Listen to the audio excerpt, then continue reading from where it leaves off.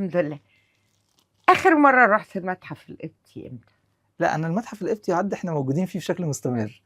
عندنا دايمًا قُل زيارات. للناس هو فين؟ المتحف القبطي موجود في مصر القديمة، في محطة مترو ماري جرجس. أيوه كده. هو المتحف القبطي طبعًا أسّسه مرقس سميكة باشا. آه. جمع فيه يعني قطع فنية فريدة، سواء كان فريسكات، سواء كان صور جدارية بشكل عام، سواء كان فخار. فريسكات يعني إيه؟ فريسكات ده أسلوب من أساليب التصوير الجداري. كان أوكي. الفنان القبطي مثلًا في الدير كانت الدنيا بسيطة، فيبتدي يحط طبقة من الملاط من الجير مثلًا الطري لسه على الجدران، ويبتدي يستخدم المواد الملونة اللي جايبها من الطبيعة، يحطها عليه وهي لسه طرية، فتنشف مع الوقت، فتبتدي إن الألوان تثبت في الملاط ده.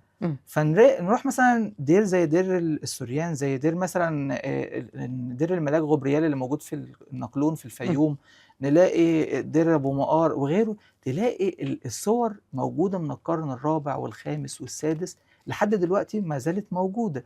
وزي نلاقي مثلًا في المتحف القبطي لجداريات بويط، منطقة بويط، نلاقي جداريات من أماكن كتير جدًا ما زالت محتفظة برونقها على الرغم من مرور قرون. دي اسمها أسلوب الفريسك، ده بيختلف عن أسلوب التمبرا اللي كنا لسه قايلينه، اللي هو بيستخدم فيه وسيط، أوكي. سواء صفار بيت بقى أو صمغ عربي أو غيره. نلاقي معادن، نلاقي زجاج، قماش. نلاقي نسيج. النسيج طبعًا ده كمان المصري أو القبطي كان بارع جدًا في النسيج. ده حقيقي. يمكن دلوقتي في مدرسة ويصا واصف اللي موجودة في الحرانية بتعمل على نفس الطراز الأثري. المفروض إن النسيج كان بيمر بمراحل كبيرة من سواء تحضير النسيج القطن والكتان، ويبتدي إن هو يعمل له عمليات الصباغة، سواء يجيبها من النباتات أو من الحشرات أو ويبتدي يحضّرها، وبعد ما بيحضّرها يغمس فيها الخيوط، وتبتدي رحلة النسيج بتاعته، سواء كان نسيج الكليم أو نسيج وكان أشهر نسيج موجود في المتحف القبطي النسيج القباطي. نلاقي فيه الزخارف القبطية الجميلة والحاجات حاجات البدايات اللي كانت موجودة في العصور القبطية، فنلاقي دقة الصنع على الرغم من ما كانش فيه إمكانيات خالص. بس الناس كان عندها ضمير. وطولة بال ويعني ودقة في الصنع، كانوا بيعملوا الحاجة بحب. عشان كده الحاجة كانت ما زالت يعني على مدار قرون بتتكلم. ده حقيقي. وفي إيه كمان في المتحف القبطي؟ المتحف القبطي هنلاقي فيه مثلًا الأخشاب الملونة، تلاقي الأسقف بتاعته متاخدة من البيوت القبطية القديمة، اللي تلاقيها عليها أخشاب حاطط بيبقى عليها طبقة بيضا كده خفيفة، وعامل فوقها تصوير. نلاقي فيها الشبابيك الجصية. أوكي. والشبابيك الجصية اللي هي الشبابيك الملونة، نلاقيها في الكنائس الأثرية ونلاقيها في المتحف القبطي. وده كان الفنان يستخدم مادة الجبس ويبتدي إن هو يشكلها في صورة شباك، ويبتدي يجيب الزجاج الملون يحطها فيه، فييجي لما يجي الضوء يدخل من الشباك يدي منظر ويدي هيبة وروحانية ووقار للبيت أو للكنيسة، فيعمل جو كده، حالة غريبة، يخلي المصلي كده بيصلي يعني بنفس زي ما بيقولوا. فلا حاجات كتير جدا موجودة، كل حاجة وراها قصة وراها رحلة وراها تعب كبير، علشان كده استاهلت إنها تتحط في المتحف واستاهلت إنها تتدرس. ده حقيقي، ده حقيقي.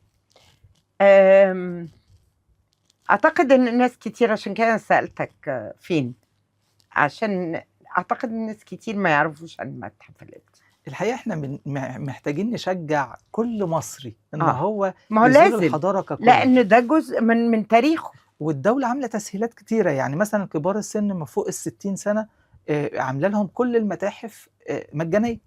يقدروا إن هم يروحوا ويدخلوا طبعًا، يروحوا، بتبقى جولة، وحتى الطالب بيبقى جولة رخيصة جدًا، تذكرته رخيصة جدًا، وفي نفس الوقت بيقدر باين يستمتع. منطقة هناك كمان فيها كمية يعني فيها الكنيسة كنايس المعلقة وماري جرجس بالظبط، مجمع الأديان ومجمع الأديان لو ده خرم شوية. بالظبط عمرو بن اه مسجد عمرو بن العاص اهو والمعبد اليهودي. ايوه، نلاقي هي دي مصر على فكرة. بالظبط أنا بعتقد الحتة دي كده تمثل مصر اللي فيها التلاتة. هي طول عمر المصريين في تعايش وحب وألفة، ما نقدرش نفرق الشارع ده بتاع ده وده، لا خالص، ده هم كلهم في نفس الشارع، عايشين في مكان واحد، بيصلوا في أماكن واحدة.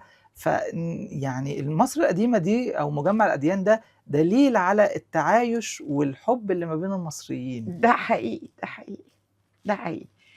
بشكرك جدا دكتور شنودة، نورتني، وإن شاء الله كده هنستخدم حضرتك مرة في رحلة إلى المتحف القبطي مدام ليلى، تشرح لنا بقى كل بيس. يعني أنا اتشرفت جدا جدا إن أنا أكون في ضيافة حضرتك النهاردة، اتشرفت بالحديث الجميل، تحت أمر حضرتك في أي وقت وفي أي مكان. أنا شرف كبير ليا إن أنا أكون مع حضرتك، وإن ربنا إحنا يخليك. إن إحنا يعني نرجع تاني الماضي وإحنا بنتكلم عنه كده، يعني حاجة جميلة. مفيش أحلى من كده، مفيش أحلى من كده. طبعا نورتني. شكرا جدا، ربنا يخلي حضرتك.